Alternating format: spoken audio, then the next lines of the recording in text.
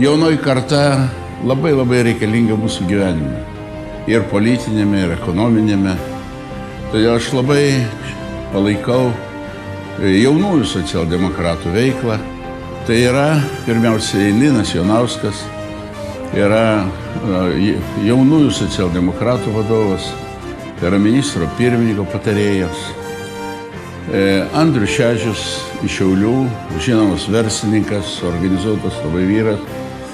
Arūnas Dudėnas iš Ukmergės, tarybos narys, labai aktyviai dalyvaujantis mūsų partijos gyvenime.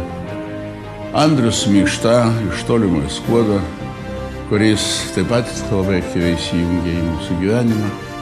Aš manau, kad šitie ir daugelis kitų jaunųjų socialdemokratų reikalingi ir aktyviai dalyvaus mūsų valstybės ir politinėme, ir ekonominėme gyvenime.